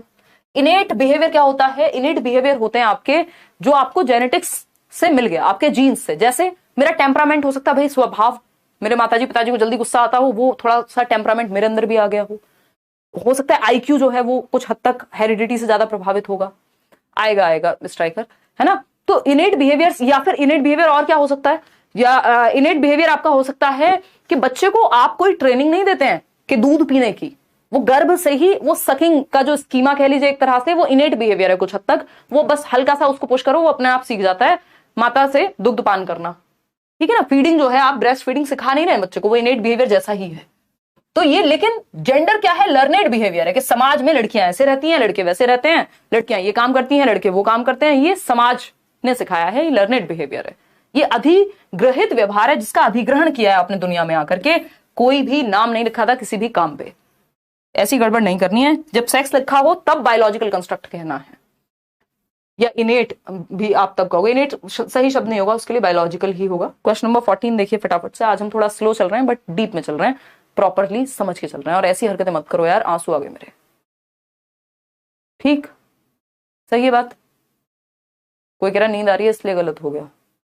नींद आ रही है, कोई बात नहीं, सो जाओ, कल करना आंसर। क्या लगा था मैं इस पे भी ज्ञान दूंगी, अभी मूड नहीं है यार। देखिए बहुत बढ़िया, सबके मैसेजेस रीड करते हो, मेरा नहीं करते हो। दामिनी मिश्रा कह रही हैं, दामिनी ऐसा नहीं है, 66% लोग बी ऑप्शन दे रहे हैं, उस पर ध्यान देते हैं। चलिए देखते हैं कौन सा सही है। The primary goal of continuous and comprehensive evaluation एक असेसमेंट का मूल्यांकन का तरीका है जो सीबीएसई ने लागू किया था, जिसको सतत एवं समग्र मूल्यांकन कहते हैं। कॉन्टिन्यूअस एवं कॉम्प्रिहेंसिव, कॉन्टिन्यूअस का मतलब होता है लगातार आप बच्चे को पूरे साल किसी ना किसी फॉर्म में आकलन करते रहते हैं कि कितना सीखा, कैसे सीखा, कितना सीखना बाकी है। कॉम्प्रिहेंसिव होता है करिकुलर एंड को करिकुलर दोनों पक्षों को, यानी शैक्षिक पढ़ाई लिखाई, पेपर पेंसिल टेस्ट वगैरह, और सह शैक्षिक मेहंदी लगाने में कैसा है, फुटबॉल खेलने में कैसा है, सिंगिंग में कैसा है, बाकी सारे एस्पेक्ट्स करिकुलर को करिकुलर दोनों आ जाते हैं कॉम्प्रिहेंसिव में, ठीक है ना। तो ये बात आती है कॉन्टिन्यूअस एंड कॉम्प्रिहेंसिव इवैल्यूएशन के अंदर। कौन सी बात सही है? कंपेयर करने के लिए कभी भी कोई भी आकलन नहीं होता कि एक बच्चा है ए, दूसरा बच्चा है बी, तुम बी से अच्छे हो, तुम सी से अच्छे हो, शर्मा जी का बच्चा फर्स्ट आया, वर्मा जी का बच्चा ये आया। कंपेयर नहीं करना बच्चे को आपको, ये सबसे नेगेटिव बात है, ठीक है। To assess children's understanding and modify the curriculum and pedagogy for students, यानी बच्चे की समझ का आकलन और अपने पेडागोजी में, पेडागोजी क्या है? जिस तरह से आप पढ़ाते हैं, आपके टीचिंग के फंडे एज अ टीचर, या फिर आपका वे ऑफ टीचिंग, आपकी साइंस ऑफ टीचिंग, आपकी आर्ट ऑफ टीचिंग, उस पेडागोजिकल वेज में, उस पेडागोजी में परिवर्तन कर पाएंगे आप बच्चे का आकलन करके कि बच्चे को समझने में कहां दिक्कत आ रही है। अभी जेंडर वाला जो क्वेश्चन था वो 30 सेकंड का भी क्वेश्चन नहीं था, आप लोगों ने 50% से ज्यादा लोगों ने गलत आंसर दे दिया। तो अब मेरी मजबूरी हो गई कि उसमें मैं 1 घंटे तक ज्ञान दूं, मतलब थोड़ा उसको एक्सप्लेन करूं। इसका मतलब क्या हुआ? मैं अपनी पेडागोजी में चेंज करूंगी। जैसे ही मैं आकलन हुआ पोल के माध्यम से कि आप गड़बड़ कर रहे हैं, तो मेरे पास फीडबैक आ गया कि अब मैं आपकी अंडरस्टैंडिंग को समझते हुए करिकुलम की जो पेडागोजी है, मेथड है अपना, उसको मॉडिफाई कर लूं। इसलिए पोल हो गया जरूरी। तो ये बात तो एकदम सही है, सीसी इसीलिए लाया गया कि फीडबैक दिया जा सके और बेहतर किया जा सके लर्निंग को, आप जान सकें बच्चे को कितना आता है और कैसे उसको बेहतर करेंगे। रैंक करने के लिए, लेबल करने के लिए, पास और फेल का ठप्पा लगाने के लिए इसलिए नहीं होता आकलन। तो बाकी के ऑप्शन सारे नेगेटिव हैं, सिर्फ B option is the right answer. Question number 15 देखिए क्या कहता है। क्वेश्चन नंबर 15 थोड़ा सा बड़ा क्वेश्चन है बट आप जवाब दे पाएंगे। Before deciding an assessment method, यानी आकलन का तरीका निर्धारित करने से पहले, डिसाइड करने से पहले कि किस मेथड से असेसमेंट होगा, पेपर पेंसिल पे लेंगे, ओरल क्वेश्चन पूछेंगे, कोई और एक्टिविटी करा के जांचेंगे बच्चे को, ये सब डिसाइड करने से पहले what all should the teacher keep in mind, यानी टीचर को किन बातों को अपने दिमाग में रखना चाहिए, बताइएगा। पहला ऑप्शन है who is going to use the results beside me, यानी मेरे अलावा ये जो रिजल्ट्स आएंगे इनको कौन कौन यूज करने वाला है। प्रिंसिपल देखेंगे, बच्चे के पेरेंट्स देखेंगे, कौन देखेंगे? बात तो सही है। फिर आते हैं what is the best way to find out learning curves of individual students. Learning curves क्या होते हैं कि बच्चा किस चीज को स्लो सीखता है, धीमे सीखता है, सबसे जल्दी कब सीखता है, जांचना कि कितने समय में कितनी चीज बच्चा सीखता है, ये लर्निंग कर्व है। किसने दिया था? Hermann Ebbinghaus. फिर आता है which method would help me to reflect on my pedagogy as a teacher, मेरे मेथड्स में कोई पंगा तो नहीं है, कोई गड़बड़ तो नहीं है, या कौन से मेथड्स अच्छे हैं उन पे मैं प्रकाश डाल पाऊंगी। ऐसे मेथड मुझे असेसमेंट के लिए लेके आने ताकि मुझे भी पता लग सके कि इतने % लोग गलत उत्तर दे रहे हैं, इसका मतलब यहाँ गड़बड़ है, या ये तरीके से मेरे को इस तरीके से इस चीज को समझाना है या दोबारा समझाने की जरूरत है। Which method would help to label and segregate students, ये बात एकदम गड़बड़ हो जाएगी। आप लेबल और सेग्रीगेट बच्चों पे ठप्पा लगाने के लिए, तुम पास हो, तुम फेल हो, तुम इंटेलिजेंट हो, तुम बुद्धू हो, इसलिए आकलन नहीं करते, है ना। बच्चे में कमियां निकालने के लिए नहीं, उसको सुधारने, उसको बेहतर करने के लिए करते हैं। तो फर्स्ट, सेकंड, थर्ड दोनों ही बातें जो है यहाँ सही है। तो A option is the right answer. आप में से 52% लोग सही उत्तर दे रहे हैं। अच्छा, एक और चीज, इसी क्वेश्चन को ऑप्शंस चेंज करके पूछा गया था 2022 वाले पेपर में, जनवरी 2022, मतलब जो इससे पिछले साल वाला ऑनलाइन का एग्जाम था। अब उसमें ऑप्शन में सेकंड और थर्ड का ऑप्शन था। अगर सेकंड और थर्ड का ऑप्शन है तो सिर्फ सेकंड और थर्ड को चूज कर लीजिएगा। उसका रीजन है, फिर फर्स्ट, सेकंड, थर्ड का नहीं देगा आपको ऑप्शन, है ना। उसका रीजन है कि इस बात को आप फिर भी हटा सकते हो कि ये आपका बहुत ज्यादा टेंशन वाला मुद्दा नहीं है कि आपके अलावा कौन यूज करेगा उस टेस्ट को। अगर ये बात कंसिडर की जा रही है तो कर सकते हो, कोई दिक्कत नहीं है उस बात से। लेकिन अगर फर्स्ट, सेकंड, थर्ड तीनों का ऑप्शन एक साथ नहीं है तो सेकंड और थर्ड को चूज कर लोगे। मतलब क्या हुआ, जो बेस्ट ऑप्शंस होते हैं उनको चूज किया जाता है, डिपेंड करता है ऑप्शंस के ऊपर। कई बार पेडागोजी में चारों ऑप्शन सही हो सकते हैं, ठीक है ना। चलिए आगे बढ़ते हैं। क्वेश्चन नंबर 16 देखिएगा। इंक्लूसिव एजुकेशन 5 नंबर का टॉपिक है। देखिए क्या पूछा है और पोल में जवाब दीजिए। इतने में कमेंट पढ़ती हूँ। नवीन कुमार यादव कह रहे हैं मैम मेरा सीटेट नहीं निकल रहा है, मैं आपका वीडियो 2018 से देख रहा हूँ, क्या करूं मैं, डिस्प्रेशन में आ गया हूँ, है ना, डिस्प्रेशन ही लिखा है ना, डिप्रेशन में आ गया हूँ, कैसे निकलेगा मैम, प्लीज हेल्प मी। तो नवीन आप मजाक में देख रहे हैं या तो कुछ तो गड़बड़ आपके टेक्निक में है ना। मैं यहाँ पे ये कह देती कि मेरी पेडागोजी में होगी, बट क्योंकि आप एक्सेप्शनल केस लग रहे हैं मुझे, तो इस केस में मुझे एग्जैक्टली नहीं पता, मेरे पास पूरा डेटा नहीं है आपके बारे में, या तो मेल कीजिए। अगर आपने नोट्स पढ़ लिए होते और प्रीवियस ईयर अच्छे से लगा लिया होता, ऐसा नहीं हो सकता कि पेपर नहीं निकले। भाई 2-3 चीजें होती हैं, या तो पढ़ के समझ में नहीं आ रहा, समझ में नहीं आ रहा तो समझने की कोशिश करनी है, फिर टीचर बदल के देखो, जो भी करना है करके देखो, दूसरी किताब पढ़ के देखो। समझ में आ रहा है और उसके बाद क्लियर नहीं हो रहा है, इसका मतलब हमारे तरीके में कुछ ना कुछ गड़बड़ है, हम सही चीज जो पढ़नी चाहिए वो नहीं पढ़ रहे हैं फिर, है ना। तो नवीन आप एक काम कीजिए, मेल कीजिए, आपका इसी बार पेपर क्लियर कराएंगे, इतना तोप पेपर नहीं है कि क्लियर ना हो। तरीका गलत होगा पढ़ने का तो गड़बड़ होगी, अगर एंटरटेनमेंट के लिए वीडियोस देख रहे हो तो गड़बड़ होगी, ठीक है ना। और आप चाहते हैं कि हम अपना अलग से एक पर्सनल ट्यूशन है, क्या कहते हैं, तो होम ट्यूशन दिया जाए आपको, वो भी कर देंगे। मजाक कर रहे हैं यार, उतना समय तो अभी संभव नहीं है, बट हाँ गाइड जरूर कर दिया जाएगा, आप मेल कर देना, है ना। देखिए वो फिर पता लगता है आपके स्कोर को देख के कि किस सब्जेक्ट में आप कितना स्कोर कर रहे हैं, कहाँ गड़बड़ आ रही है, क्या आपके कॉन्सेप्ट ठीक नहीं है, क्या आप बस क्वेश्चन करने के लिए आ जाते हैं यूट्यूब पे, या थोड़ा कॉन्सेप्ट पढ़ लिया नोट से, या मैराथन देख लिए हैं, है ना। बहुत सारे डॉक्टर को ऐसा थोड़ी बताया जाता है ये हो गया है, वो जांच करेगा, पता लगाएगा कारणों का। देखिए डायग्नोज किया जाएगा। इंक्लूसिव एजुकेशन इंप्लाइज दैट, यानी समावेशी शिक्षा जो है उससे क्या अभिप्राय है। ईडब्ल्यूएस यानी economically weaker section quota be made available only in government schools, यानी ईडब्ल्यूएस को लागू करना सिर्फ गवर्नमेंट स्कूल में, इसी को समायोजन कहते हैं, इसी को इंक्लूसिव एजुकेशन या समावेशी शिक्षा कहते हैं कि आप सबको इंक्लूड कर ले रहे हैं। तो सिर्फ ईडब्ल्यूएस क्या, हर तरह के बच्चे को साथ लेके चलना, वो होता है इंक्लूसिव एजुकेशन, ना कि सिर्फ ये बात। बी ऑप्शन है students with disabilities should be placed in special school, बिल्कुल भी ये गलती नहीं करनी, जो डिसेबल्ड बच्चा है या किसी भी प्रकार का बच्चा है स्पेशल स्कूल में नहीं डालना। इंक्लूसिव स्कूल का मतलब ये हर तरह का बच्चा आप ही के स्कूल में होगा, नॉर्मल रेगुलर स्कूल में।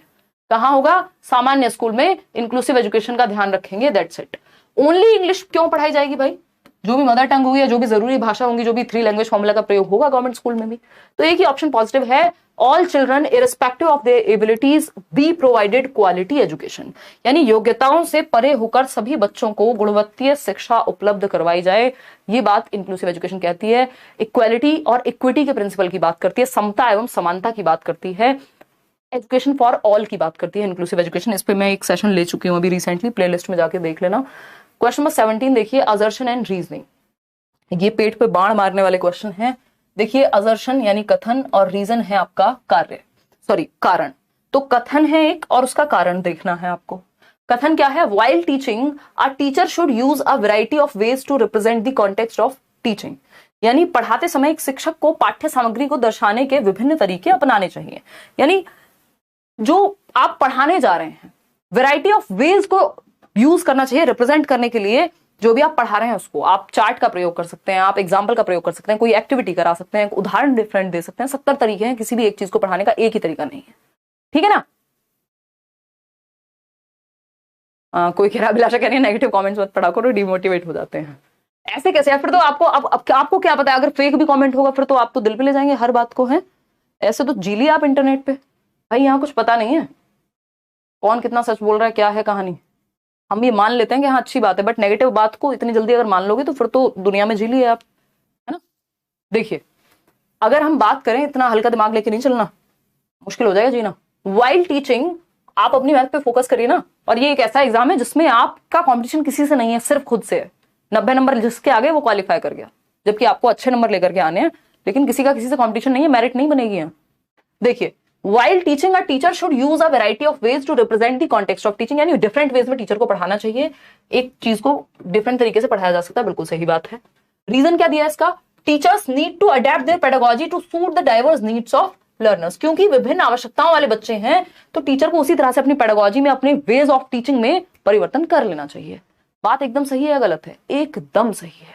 120 तक आता है, क्लियर हो जाएगा, ज्यादा आएगा ऑनलाइन जो रियल एग्जाम होगा उसमें रियाज। तो both A and R are true and R is the correct explanation, दोनों ही बातें सही हैं, और जो रीजन दिया है वो सही से एक्सप्लेन करता है कि क्यों परिवर्तन लाना चाहिए, क्योंकि डिफरेंट तरीके से बच्चों की नीड्स को हम सूट कर पाएंगे यदि मल्टीपल वेज में पढ़ाएंगे तो। क्वेश्चन नंबर 18 देखेगा, ये कहता है a child is facing regular difficulty in writing, यानी बच्चे को रोजमर्रा में लिखने में दिक्कत हो रही है, निरंतर कठिनाई का सामना करना पड़ता है, जब भी वो लिखता है कुछ ना कुछ गड़बड़ें उसकी होती रहती हैं। She also experiences a challenge in formation of alphabets, alphabets को यानी लेटर्स को फॉर्म करने में, उसको ए बनाने में, बी बनाने में गड़बड़ होती है, वो ठीक से नहीं बना पाता। एंड स्पेसिंग ऑफ वर्ड्स, मतलब उसको पता है एक तो 100 लिखा, फिर या तो ज्यादा पास लिख दिया या फिर एक वर्ड से दूसरा वर्ड ज्यादा ही दूर लिख दिया, कितना स्पेस प्रॉपर होना चाहिए वो नहीं हो पा रहा बच्चे से। These characteristics hints towards which of the following learning disability, है ना। ये आपकी सीटेट की ही अंग्रेजी है, मैं इसमें कुछ नहीं कर सकती हूँ, हिंट्स टुवर्ड्स नहीं होगा, हिंट टुवर्ड्स, ठीक है ना।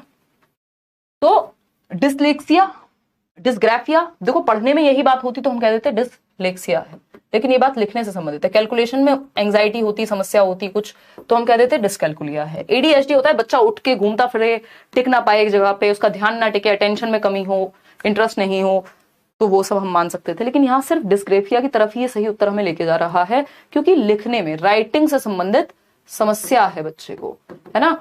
लिखने में ये भी लिखा जा सकता था, एक क्वेश्चन ये भी आ सकता था, इलेजिबल राइटिंग है, यानी पढ़ने योग्य नहीं है, जो लिखा जा रहा है वो पढ़ नहीं पाएंगे। आप ऐसे बच्चे की नोटबुक अगर उठा करके देखेंगे, कॉपी जो है उसकी उठा करके देखेंगे, तो आप पढ़ नहीं पाएंगे, कुछ भी किलम काटी कुछ भी लिखता है वो, ठीक। तो B option is the right answer, क्योंकि लिखने में समस्या है ना। आलेख वैकल्य या फिर डिस्ग्राफिया भी लिख सकता है। क्वेश्चन नंबर 19 देखिए और जवाब दीजिए। ये कहता है to cater to individual differences among the students a teacher should, यानी व्यक्तिगत विभिन्नताओं को केटर करने के लिए। व्यक्तिगत विभिन्नताएं क्या होती हैं भाई, सभी लोग डिफरेंट है, बच्चे अलग अलग तरीके से सीखते हैं, हर एक इंडिविजुअल में डिफरेंसेस हैं। 30 बच्चे हैं क्लास में, 30 एक तरीके से सीखेंगे जरूरी नहीं है ना। तो इंडिविजुअल डिफरेंसेस होते हैं, हमारे इंटरेस्ट यानी हमारी रुचि अलग हो सकती है। मुझे कोई खाना पसंद होगा, निशा को कोई और खाना पसंद होगा, मतलब फेवरेट फूड डिफरेंट हो सकता है, फेवरेट हॉबीज जो है वो डिफरेंट हो सकती है हमारी, है ना। तो ये क्या हुआ, हम अपने इंटरेस्ट में, एटीट्यूड में डिफरेंट होते हैं, यही इंडिविजुअल डिफरेंसेस हैं। हम सब कुछ सेम तो नहीं हो सकते, सारे सेम हो गए तो फिर रॉबर्ट्स बन जाएंगे। तो इस चीज का ध्यान कैसे रखें, स्टैंडर्डाइज्ड इंस्ट्रक्शन नहीं, इंडिविजुअल डिफरेंसेस और flexible instruction. Variety of pedagogical approaches, best तरीका है कि मल्टीपल वेज मल्टीपल बच्चों के लिए यूज कर सकते हैं। यूनिफॉर्म पेडागोजी नहीं, डिफरेंशिएटेड, है ना। पेपर पेंसिल टेस्ट कोई इकलौता तरीका नहीं है, इससे बच्चा एक्टिव नहीं है, सबसे ज्यादा वैरायटी ऑफ वेज में एक्टिव होगा। तो B option is the right answer. Question number 11 में कई लोगों को डाउट है, मैं लास्ट में कराऊंगी, डोंट वरी। क्वेश्चन नंबर 20 देखिए, आसान सा क्वेश्चन है, लड्डू सवाल बिल्कुल इसको कहेंगे हम, है ना। जवाब दीजिए फटाफट से, जल्दी से जवाब दीजिए लाइक शेयर करते हुए, अगर आप भूल गए हैं और आपको सेशन पसंद आ रहा है तो।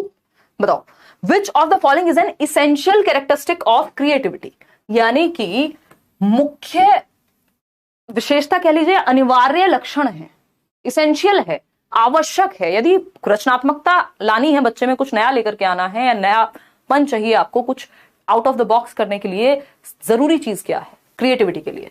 इंपल्सिवनेस तो ऐसी होती है कि अब मन किया 1 मिनट में ये शुरू किया, फिर दूसरा कुछ शुरू कर दिया, कुछ भी पूरा नहीं हो पा रहा, मतलब जैसे इंपल्स आ रही है अंदर से वैसे कर लिया, तो इससे क्रिएटिविटी नहीं आती इंपल्स के अकॉर्डिंग, कि सिर्फ इंपल्सिव होने से, ठीक है ना। फिर आती है बात सेंट्रेशन इन थॉट। अगर सेंट्रेशन इन थॉट है, इसका मतलब फोकस नहीं कहते इसको कहते हैं कि बस एक ही तरीके से किसी चीज को देख पा रहे हो, वो प्याजे वाला सेंट्रेशन की बात हो रही है, नेगेटिव है ये। क्रिएटिविटी नहीं आ पाएगी, डिफरेंट तरीके से सोचने पे, डिसेंटर करने पे आ पाती है क्रिएटिविटी।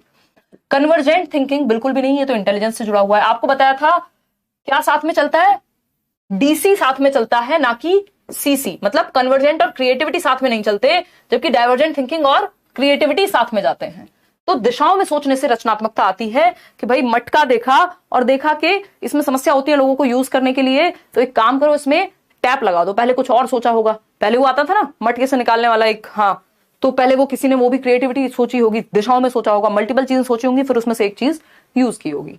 तो A option is the right answer. आगे बढ़ेंगे, स्पीड बढ़ाएंगे। चलिए क्वेश्चन नंबर 21 पे।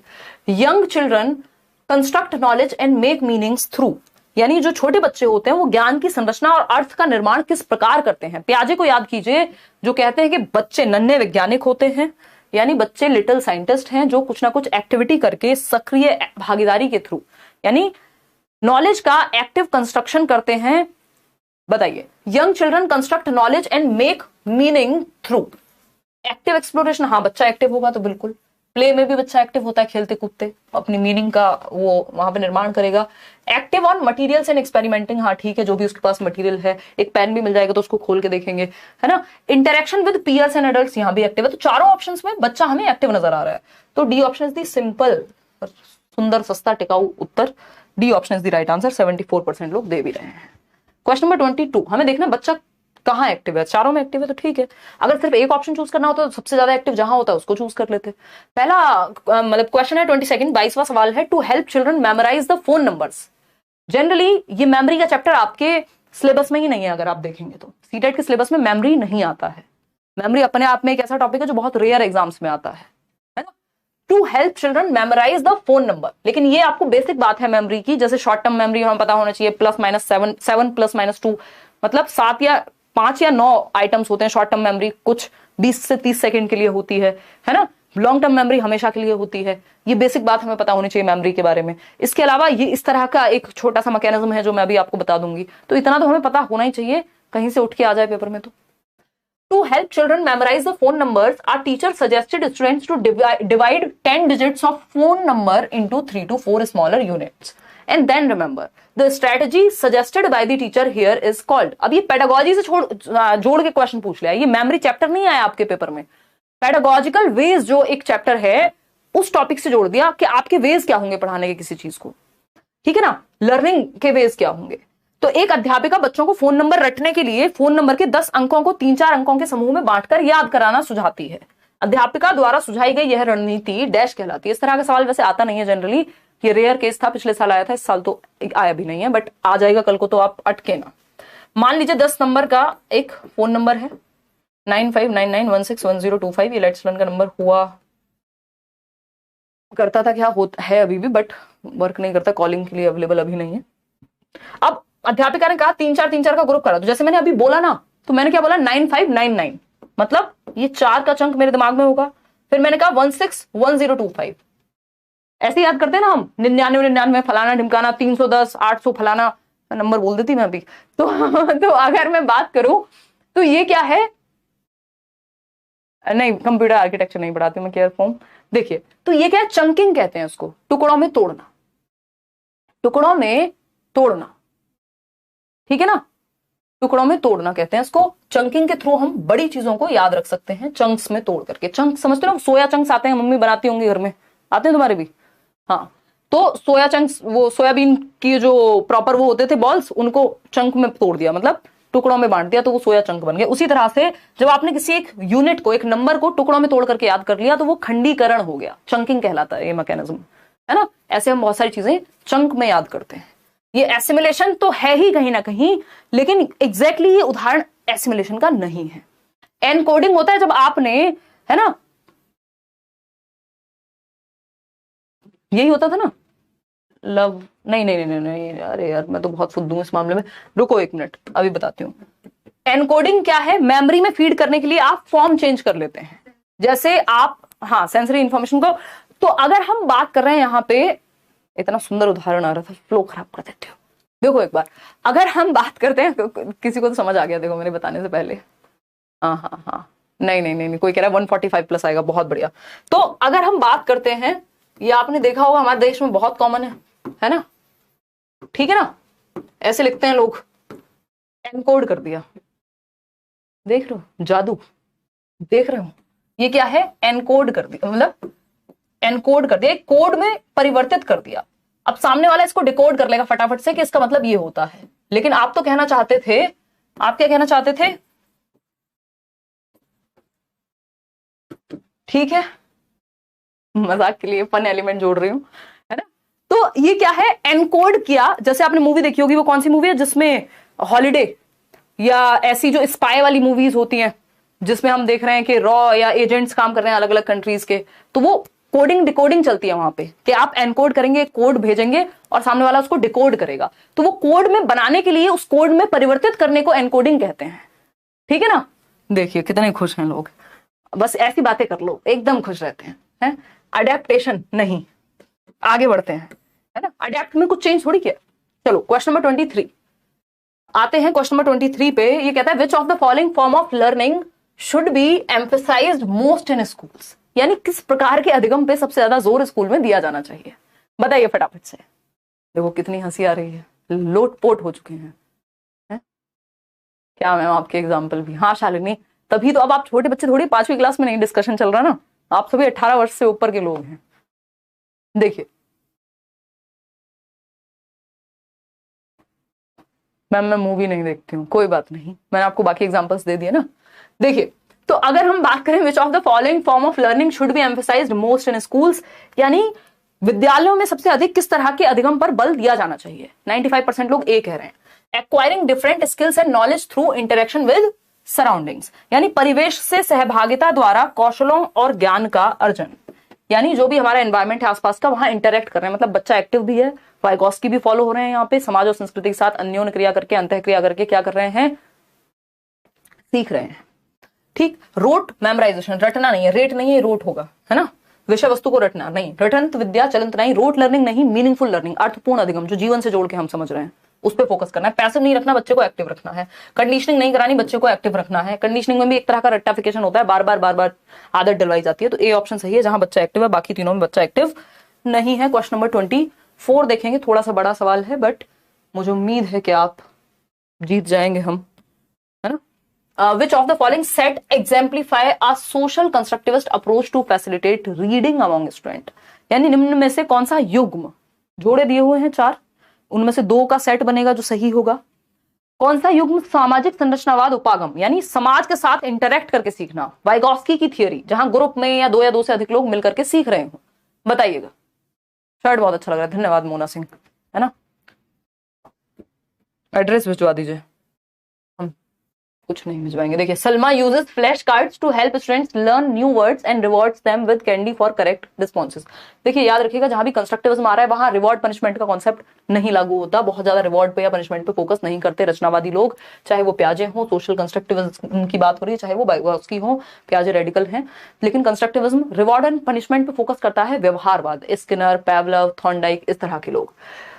बी ऑप्शन है, Pramati has her students choose from a variety of books to read. Those students who read a particular book are made to discuss the book on a regular basis.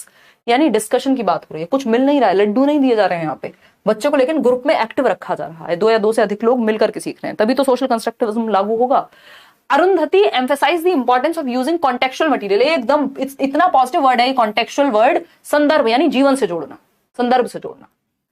Rekha has her students write each word they miss on a spelling test 5 times। इसको रट्टाफिकेशन नहीं कहते हैं कि 5 बार लिख पाओ, 10 बार लिख पाओ, ये कराओ, है ना। तो हमारे पास सेकंड और थर्ड यही 2 सोशल कंस्ट्रक्टिविस्ट, यानी जहां बच्चा सच में एक्टिव है, रट्टाफिकेशन नहीं हो रही है। C option is the right answer. 68% लोग सही उत्तर दे पाए हैं, बाकी सबने गलत उत्तर यहां दे दिया है। चलिए क्वेश्चन नंबर 25 देखिए, 5 सवाल और हैं, बहुत अच्छे से आप लोग समझ रहे हैं। As a teacher how can you facilitate problem solving abilities in your students, यानी आप चाहते हैं कि बच्चे समस्या समाधान करता बने। समस्या समाधान करता कौन होता है? बच्चे के सामने प्रॉब्लम आए, चाहे वो मैथ्स की हो, जीवन की हो, जो भी हो, और वो उसको सॉल्व करना सीखे, उसके लिए क्या करेंगे? Generating fear amongst your students, डर से नहीं समस्या का समाधान होगा, डर नहीं भरना बच्चे में।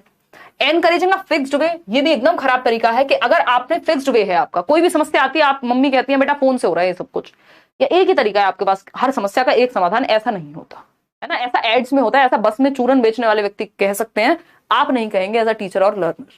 फिक्स्ड वे नहीं हो सकता समस्या का समाधान का, इसको मेंटल सेट कहते हैं कि एक ही सेट तरीका हो गया दिमाग में, नए तरीके नहीं सोच पाता दिमाग। एनकरेजिंग यूज ऑफ एनालिसिस, ये बात एकदम सही है कि जो भी प्रॉब्लम है उसको टुकड़ों में तोड़ के उसका विश्लेषण करना। वो न्यूज में आता था ना, क्या डीएनए और समथिंग आता था, डेली न्यूज एनालिसिस और समथिंग, एक एपिसोड आता था, आई थिंक बहुत टाइम हो गया, पापा देखते थे ना बहुत।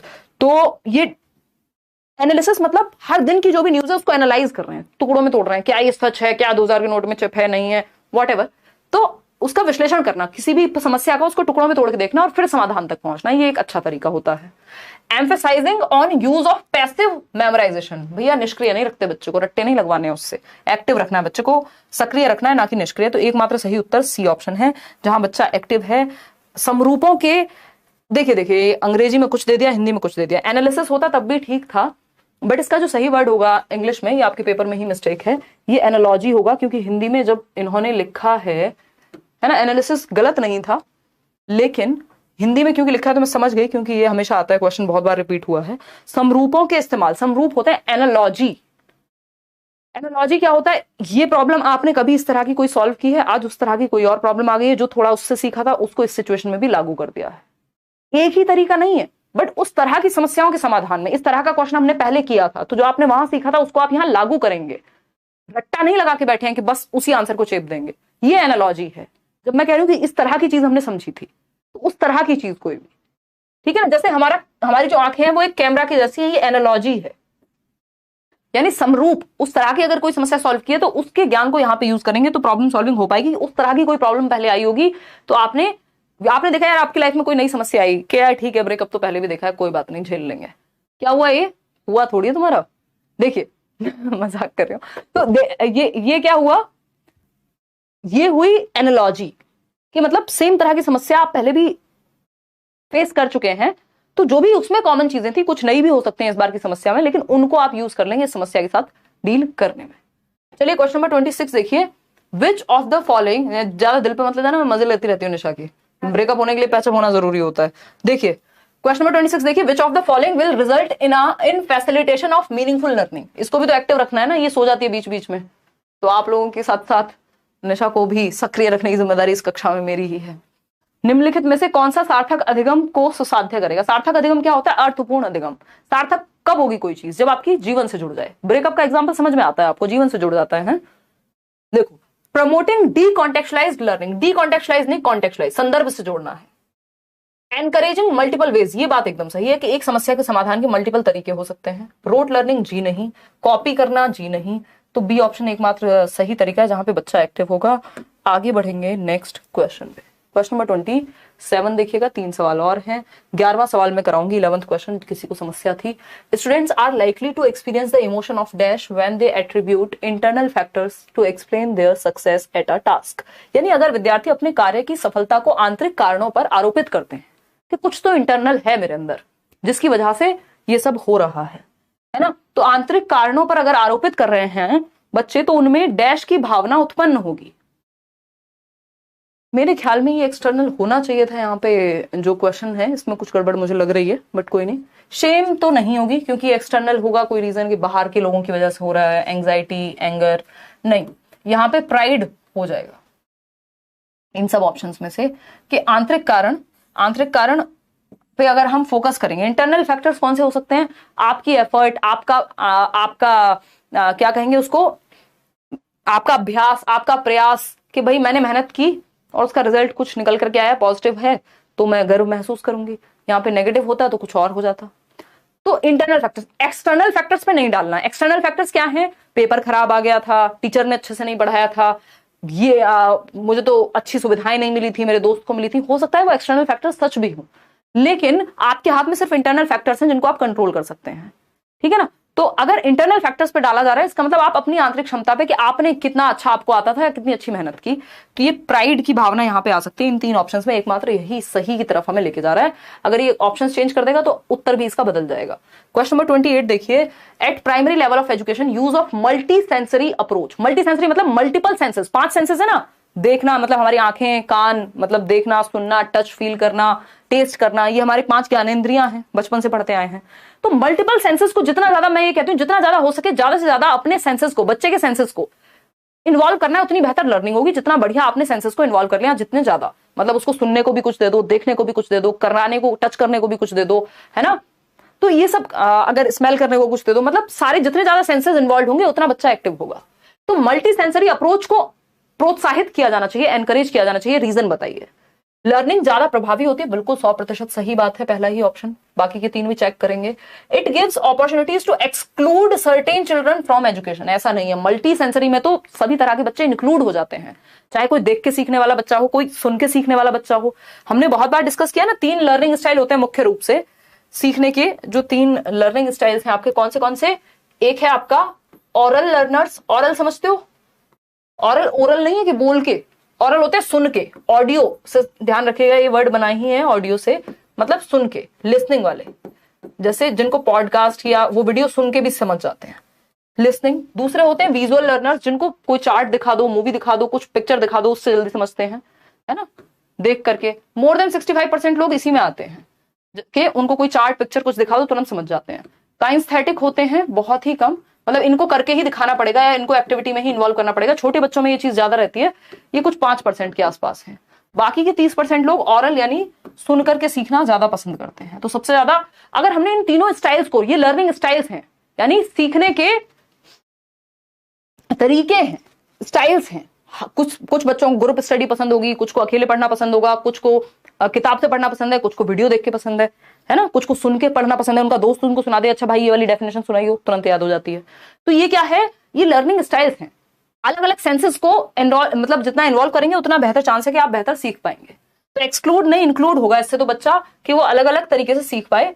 It saves lot of instruction time of teacher, teacher का टाइम बचाने के लिए जीवन नहीं चल रहा है यहाँ, बच्चों को अच्छे से सिखाने के लिए।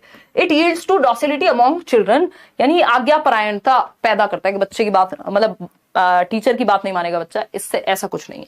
मल्टी सेंसरी से वो एंगेज्ड रहेगा, इफेक्टिव तरीका है, प्रभावी तरीका है सीखने का। ये थोड़ा सा लेंथी क्वेश्चन है, सेकंड लास्ट है आज के लिए।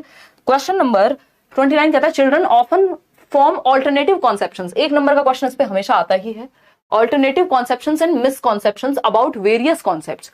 मिसकॉन्सेप्शन लिखा हो, ऑल्टरनेटिव कॉन्सेप्शन लिखा हो, नाइव कॉन्सेप्शंस लिखा हो, बात बराबर ही है। ठीक है अनिल सिंह, बताइए फटाफट से कौन सी बात मिसकॉन्सेप्शन फॉर्म होने के बारे में या ऑल्टरनेटिव कॉन्सेप्शन फॉर्म होने के बारे में सही नहीं है। नॉट पूछा है, 3 इडियट्स के जैसे कान खड़े कर लेना, रणछोड़ दास जैसे, जहां पे ध्यान से जवाब देना है। ऑल्टरनेटिव कॉन्सेप्शन के बारे में कौन सी बात सही नहीं है, नॉट करेक्ट पूछा है।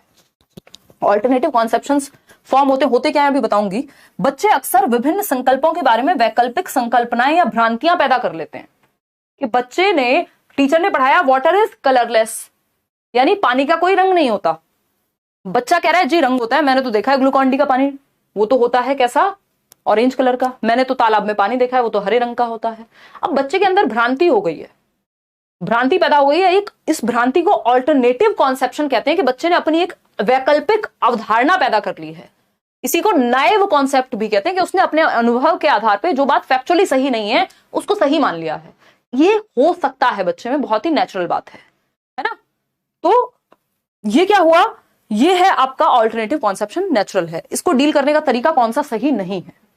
पहला है alternative conceptions and misconceptions formed by students should be highly discouraged. ऐसा नहीं है, इसको एनकरेज करेंगे क्योंकि ये बच्चे ने भाई कुछ ना से कुछ तो अच्छा है ना, वो अपने पास कुछ तो अवधारणा पैदा कर रहा है, एनकरेज ही करते हैं, इसको डिस्करेज नहीं करते। Formation of alternative conceptions and misconceptions is very natural among children as well as adults. ये बात तो सही है भाई, एक स्वाभाविक सी बात है, बड़ों में भी हो सकती है भ्रांति और छोटों में भी हो सकती है। Our teacher should definitely attend to these alternative conceptions and misconceptions as they are significant in process of teaching and learning. बिल्कुल सही बात है कि इनको केटर किया जाना चाहिए, इन पर चर्चा होनी चाहिए टीचर के द्वारा। Alternative conceptions and misconceptions are not always baseless, rather these represent children's intuitive ideas about world around them। Intuitive stage पढ़ी थी ना हमने, जब मैंने कहा था मेरी बॉल भी गोल, चांद भी गोल, तो बच्चा सोचेगा भैया जो है इसलिए मेरा जो चांद है वो बॉल के जैसा है। ये इंट्यूटिव थॉट है, सहज विचार। 4 से 7 वर्ष की उम्र में ये वाली स्टेज याद होगी कई लोगों को जिन्होंने अभी बैच में रिसेंटली किया था। मैराथन में भी कभी ना कभी बताया होगा। प्री ऑपरेशनल की 2 सब स्टेजेस होती हैं, याद होगा, सिंबॉलिक स्टेज और इंट्यूटिव, 2 से 4 सिंबॉलिक।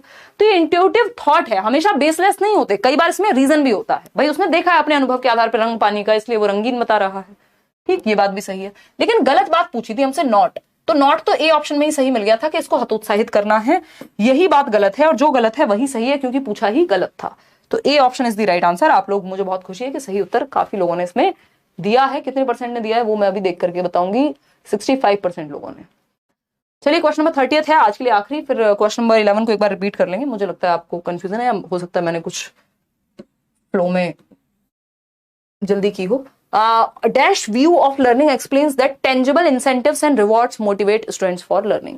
यानी कौन सा एक व्यू है लर्निंग का, कौन सा एक व्यू है लर्निंग का, निम्न में से अधिगम का कौन सा परिप्रेक्ष्य यह कहता है कि ठोस प्रलोभनों और पुरस्कारों द्वारा विद्यार्थियों को सीखने के लिए अभिप्रेरित किया जा सकता है। टेंजिबल अवार्ड्स क्या हो सकते हैं, लो बेटा पेन ले लो, है ना, लो बेटा फोन ले लो बेटा चॉकलेट ले लो। ये टेंजिबल रिवॉर्ड्स हैं जिनको छुआ जा सकता है, टच फील किया जा सकता है। 5000 का चेक ले लो बेटा, आजकल ये भी चलता है ना।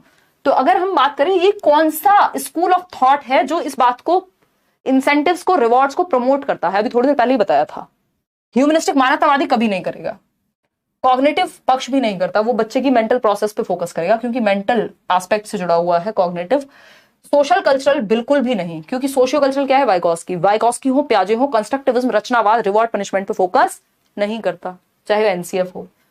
बिहेवियरल जो स्कूल ऑफ थॉट है, जो साइकोलॉजी, स्कूल ऑफ साइकोलॉजी है व्यवहारात्मक, जिसमें स्किनर, थॉर्नडाइक, पैवलव, इस तरह के लोग आएंगे, वो कहेंगे रिवॉर्ड और पनिशमेंट की बात वो करेंगे। तो हम कहीं कहीं बिहेवियरिज्म को भी यूज करते हैं, बट बेटर तो है कंस्ट्रक्टिविज्म। ठीक है। क्लियर है बात? तो B option is the right answer. ये व्यवहारवादी लोग करते हैं रिवॉर्ड पनिशमेंट की बात, ठीक है ना। तो आउट ऑफ 30 कितने ठीक हुए वो आप कमेंट्स में बताएंगे। कोई भी बैच में आपको एनरोल होना हो आप करियर विल ज्वाइन कर सकते हैं। अभी सीटेट के बैच में एडमिशन ओपन है, डीट प्लस बी का बैच जल्दी ही आएगा, और किसी बैच में मुझे लगता नहीं है कि बिहार 7th फेज में ओपन है, वो सारी आपको रिकॉर्डेड वीडियोस भी वहां मिल जाएंगे। आउट ऑफ 11th क्वेश्चन पे जाना था ना हमको, ये आप इतने कमेंट्स में बताइएगा कितने ठीक हुए हैं। 25, 23, 10, 16 में से अच्छा बाद में आए होंगे आप। 29/30 बहुत ही बढ़िया। क्वेश्चन में 11 देखिए, किसी को समस्या थी इसको समझने में। देखिए क्वेश्चन में क्या पूछा है, a child has the ability, यानी बच्चे में क्षमता है किस चीज की, to understand the intentions and desires of others, दूसरों की इंटेंशंस को समझने की और इच्छाओं को समझने, किसकी, दूसरों की। द चाइल्ड हैज, स्पेशल तो होगा नहीं, ये तो स्पेस से संबंधित हो गया कि भाई किसी रूम को देख के बता देता है मम्मी इसमें ये वाला बेड इधर रखो, इधर आपका टीवी लगाओ, ये दिशा में अच्छा आएगा, ये मूर्ति अच्छी बनाता है, ड्राइंग अच्छी बनाता है, तो स्पेशल कह दिया। वो तो है नहीं, नेचुरलिस्टिक हो नहीं सकता। इंट्रापर्सनल जो है वो अगर बच्चे की खुद की डिजायर्स को समझने की बात होती तो इंट्रापर्सनल हो जाता उत्तर, लेकिन अदर्स लिखा हुआ है तो इंटरपर्सनल, 2 या 2 से अधिक, मतलब दूसरों की डिजायर्स, दूसरों की इंटेंशन को समझने में। हिंदी में मत इसको जज करना, मैंने बताया था आपको हिंदी में गड़बड़ हो सकती है। अब हिंदी में यही ऑप्शन आपको अंतः व्यक्तिक मिल जाएगा और अंतराव्यक्तिक इंट्रापर्सनल को कह देते हैं। तो अब इंग्लिश में अगर हिंदी में गलती होती है तो बाय डिफॉल्ट आपका जो इंग्लिश वाला पार्ट होता है उसी को सही मानता है बोर्ड आपका। कोई भी, ज्यादातर बोर्ड्स में यही है, सीटेट में तो यही है, सीबीएसई फिर इंग्लिश वाले ही साइड को सही मानेगा। तो ये अंतराव्यक्तिक इसलिए मैंने इसको मार्क कराया था। हिंदी में इंट्रापर्सनल को भी अंतराव्यक्तिक कह देते हैं और अंतर्व्यक्तिक उल्टा हो सकता है, बट इंग्लिश वाला आपको यहाँ पे देखना है इंटरपर्सनल, ठीक है ना। इसमें क्यों टेंशन लेते हो, इंग्लिश वाली साइड पढ़ लिया करो। हिंदी मीडियम से उसका मतलब ये नहीं है अब ये कॉम्पिटेटिव एग्जाम्स है, स्कूल वाले एग्जाम नहीं है कि आप इंग्लिश की तरफ देखेंगे नहीं। इंग्लिश यहाँ की स्टैंडर्ड लैंग्वेज अगर देखें तो इन ऐसे एग्जाम्स की जहाँ पे फाइनल अगर गलती हुई है हिंदी वाली टाइपिंग में तो इंग्लिश को ही फाइनल माना जाता है। चलिए आज के लिए इतना ही रखें, कल मिलेंगे हम लोग, और कल मिलेंगे। बी योर ओन कांस्टेंट, अपना ध्यान रखिए, अपने साथ बने रहिए।